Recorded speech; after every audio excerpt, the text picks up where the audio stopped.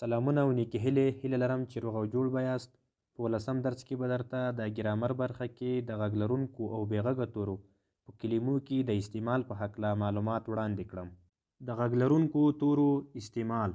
اول، که چیرې په یوه کلمه کې غږ لرونکي توري شتون ونه لري نو نشي کیدلی کلمه تلفظ شي. لکه دلته یوه کلمه ده، په دې کې یو او ای دوه توري نشته، نو دا کلمه نشي تلفظ کیدلی.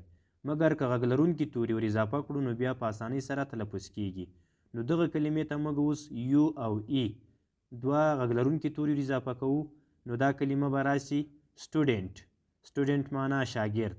نو موږ دوه توري ور اضافه کړل غږ لرونکي، نو موږ ته یې بشپړه کلمه په لاس راکړه. دوهم، د غږ لرونکو تورو شتون په کلمو کې د څپو یعنې هجا د ایجاد سبب ګرځي. کله چې غږ لرونکي توري په کلمو کې موجود وي نو بیا موږ کولی شو دا تلفظ کو. د بې غږه تورو استعمال. لومړی، د بي توری.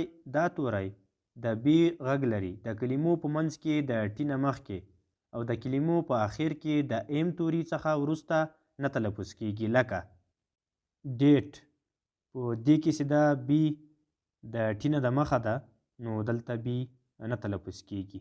ډیټ معنا قرض. کم، کم چې ده نو دا د ام توري څخه وروسته ده نو نه تلفظ کیږي. کم معنا ږمنځ. بم، بم چې ده نو دلته د ام توري نه وروسته بي راغلې ده نو دا بي نه تلفظ کیږي.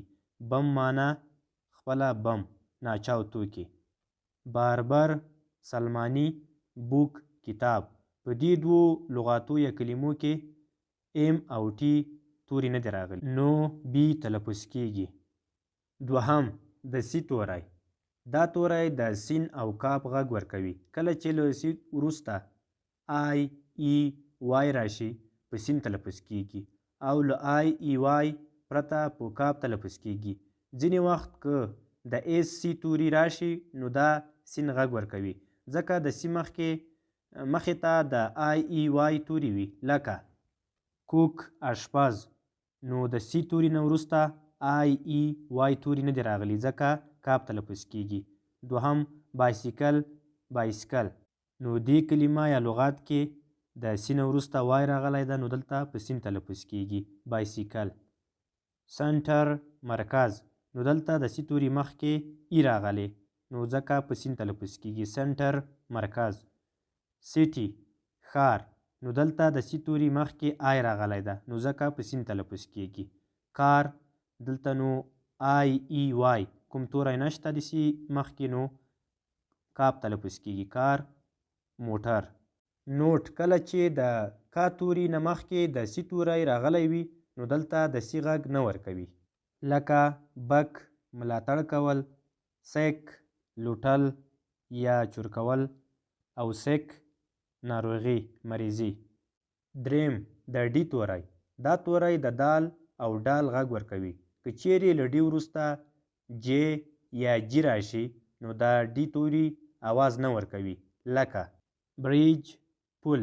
نو دلته د ډي نه وروسته جي راغلی ده نو دلته ډي ساکن کیږي یا نه تلفظ کیږي. اجور، لوړه کول، قسم ورکول. نو دلته د ډي نه وروسته جې راغلی ده ځکه ډي ساکن کیږي یا نه تلفظ کیږي. اجیکټیو، صفت.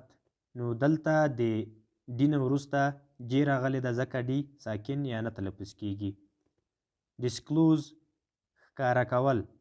ډور، دروازه.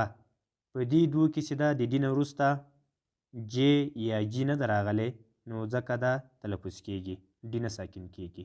څلورم، د اف توری. دا توری د پې غږ لري. لکه فاکټري، فابریکه، فاکس، ګیدړه، فیم، شهرت، فکټ، حقیقت، فادر، پلار، پوټ، پښه. ملګرو، دا و د غږ لرونکو او بې غږه تورو استعمال په کلمو کې. هیله لرم چې یاد معلومات به مو خوښ شوي وي.